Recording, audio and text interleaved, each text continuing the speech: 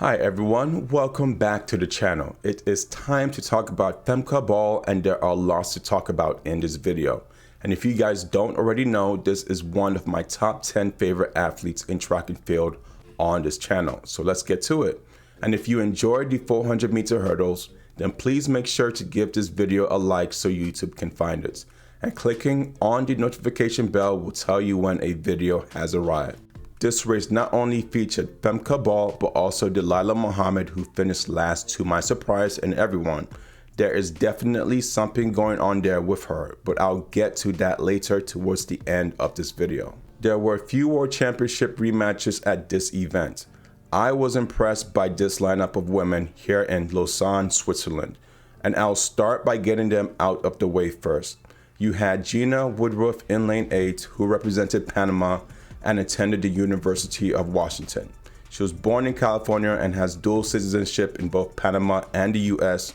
The highlight of her career this year was coming in 7th place in the World Championships with a time of 54.75.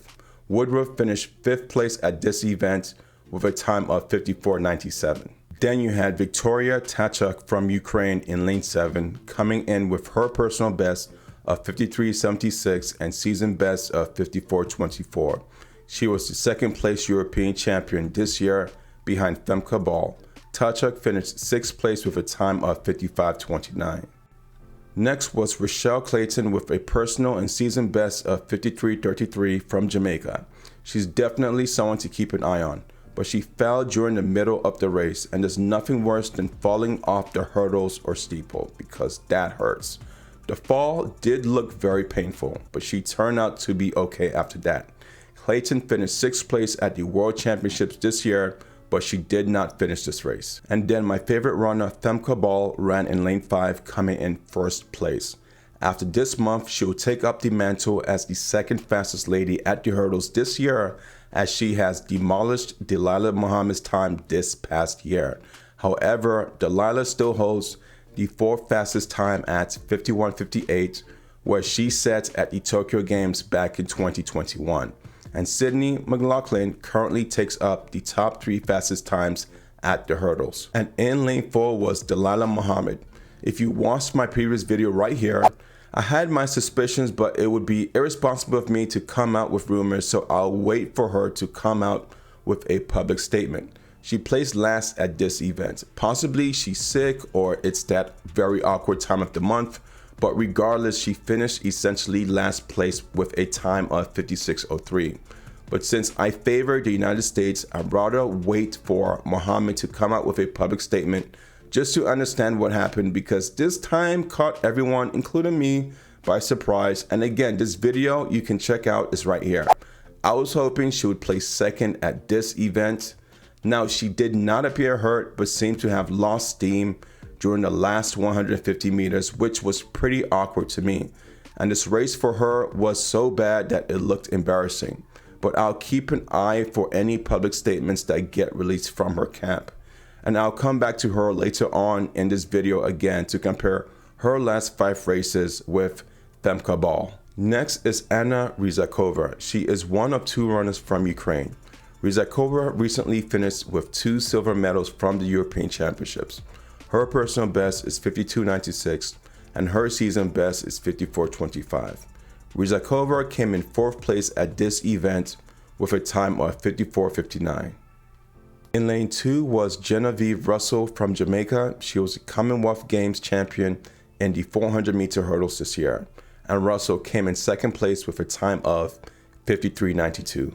And in lane 1 was Andrenette Knight, also from Jamaica, and an alum of the University of Virginia. That made it a total of 3 Jamaicans at this event, which tells me that they take diamonds very seriously. So the US and the rest of the world has something to worry about at these hurdle competitions. Knight came in 3rd place with a time of 54.33.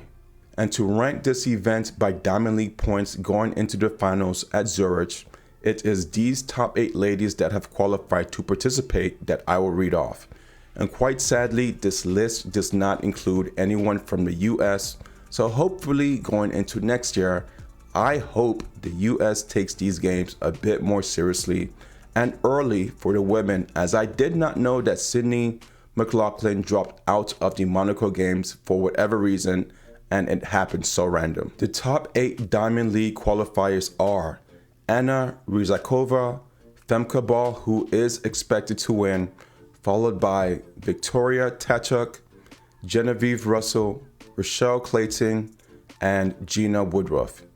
Then the last 2 spots are Lina Nielsen and Jessie Knight, who scored points by running and participating early at the Diamond League.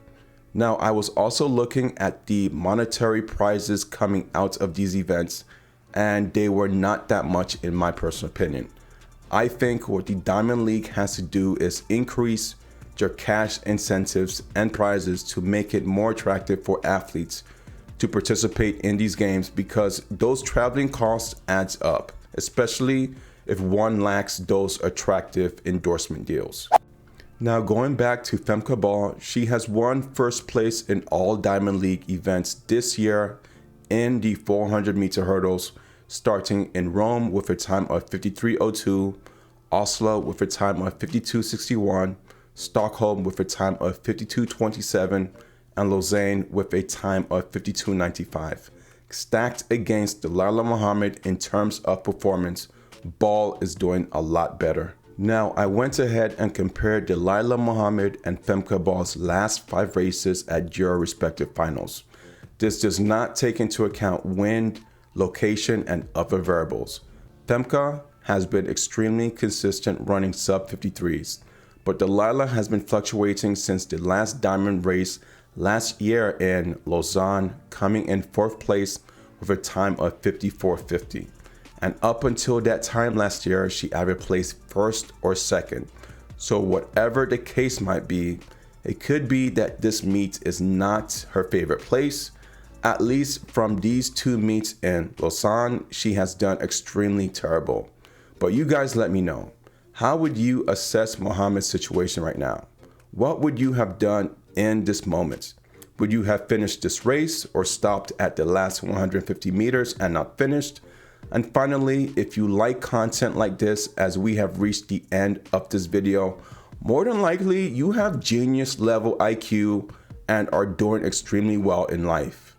Most people can't watch a video past 2 minutes on YouTube, so I definitely encourage you to subscribe. Have a great day. Hey you, feel free to watch any one of these playlists. Have a great day.